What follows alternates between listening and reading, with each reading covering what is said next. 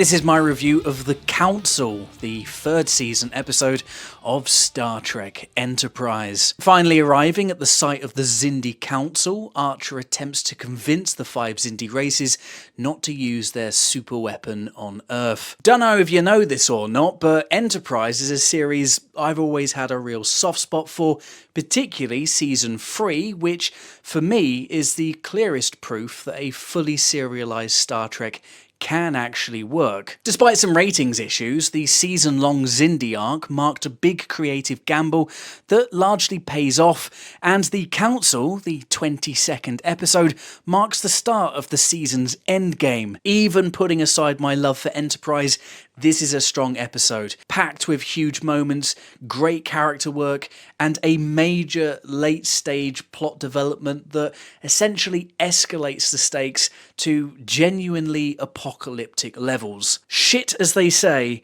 is about to get real. In the A-plot, Archer attempts to convince the Zindi Council that the Sphere Builders have manipulated them into wiping out humanity, while the B-plot focuses on T'Pol, Reed, Travis, and a Mako officer who penetrate one of the mysterious spheres to gather data that might further strengthen their case. Both threads are pretty solid, although the A-plot is where the real meat lies. A huge reason why this episode works so well is Randy Oglesby's performance as Degra. He's had a great run over the course of the season, but this is arguably his finest hour, with the character now fully committed to stopping the Sphere Builders, despite the risks this now puts him in with other members of the Council. And this is perfectly showcased in an early scene when a Sphere Builder asks him what they did to make him lose his faith in them. His response, that they've never deserved his faith in the first place, is perfectly delivered by Oglesby. Sharp and pithy,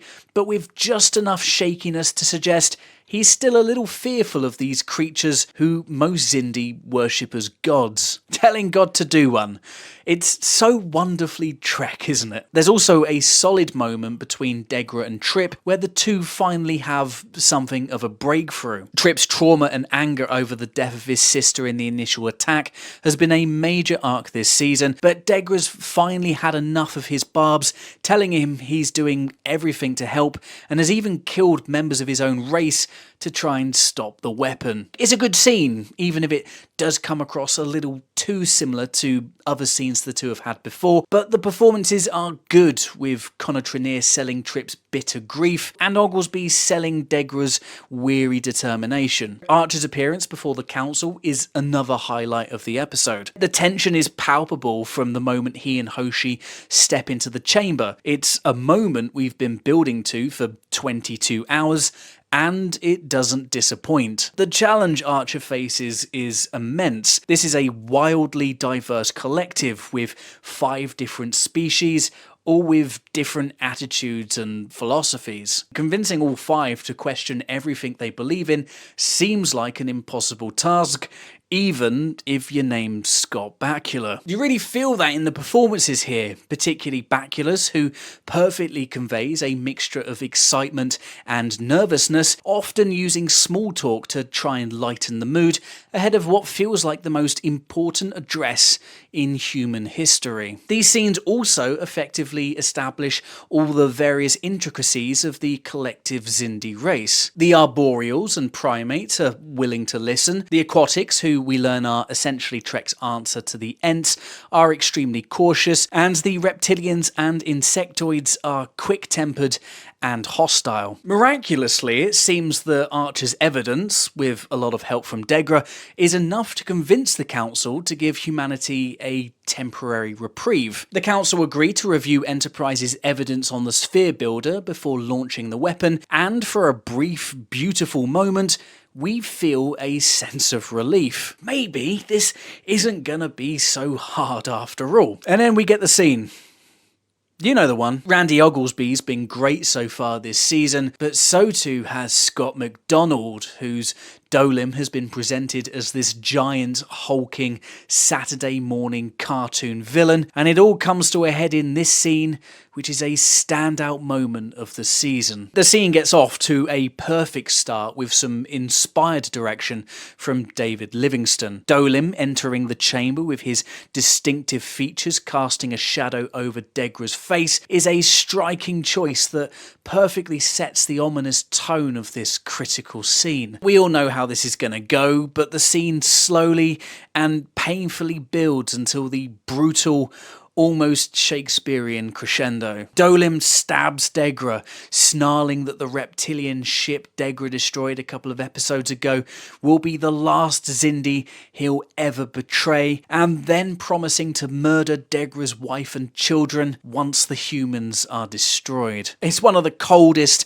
most shocking scenes in Trek history, and watching as Oglesby's eyes go wide and then lifeless as he dies perfectly tops the whole thing off. A devastating sting in the tail, and like I said, one of the best moments of the season so far. Turns out the reptilians and insectoids being open to considering Archer's evidence was just a ruse. The two races break away from the Council, seize control of the weapon, and then launch it, but not before capturing Hoshi, a move the episode smartly foreshadows over the course of the hour, showing off her linguistic abilities during the Council chamber scenes. Her abduction, combined with the weapon's launch and Enterprise's desperate attempt to stop all this, ends the episode on a real note that all might be lost, and Bakula's emotive performance really helps elevate the whole thing. The B-plot, while less substantial, still comes with some worthy moments. I like the shuttle pod's entry into the sphere, which causes Reed to panic a bit. It's a trope we've seen plenty of times before. Why doesn't T'Pol just tell everyone it's a holographic wall and they're not all about to die? Well, because then it wouldn't be nearly as dramatic, would it? Inside, the team come into contact with the sphere's defense system, these mechanical tentacles that kind of look like the rubbish AI monster that nearly destroyed the universe in Picard's first season. Sorry to remind you. This gives us an intense action scene, and rather predictably, the Mako joining the away team ends up getting vaporized. But this isn't your average red shirt death. No. Safely back aboard the shuttle, Reed reflects on the loss, bitterly reminding us how much the ship has sacrificed. It's a small moment that works well, a reminder that unlike other Trek seasons, the crew and resources are actually finite. They can't keep losing people. And this leads to a nice line from T'Pol, whose use of the iconic needs of the many axiom actually works in the moment, rather than just feeling like a cheap excuse to drop in some fan service. The Council is a great episode in an already solid run for the show. It does exactly what it needs to do, heightening the stakes and getting us ready for the dramatic sprint to the finale. The hour is chock full of standout moments, particularly the Council chamber scenes and Degra's brutal murder, which kicks off the episode's cataclysmic final moments. So yeah, I really enjoyed this one. The episode feels appropriately dramatic with some strong performances, particularly from Oglesby, who, yes, I was more than a little sad to see go, and MacDonald as the now irredeemable main antagonist of the season. It still baffles me why people don't rate Enterprise. It's a solid show that deserves way more recognition, and this episode is a fine example of the show on top form, and for that reason, I'm giving the Council an 8 out of 10. But what did you think of this episode? Did you love it? Did you hate it? How would you rate it? Let me know in the comments below. Thanks for watching, subscribe for more Star Trek reviews, and until next time, live long and prosper.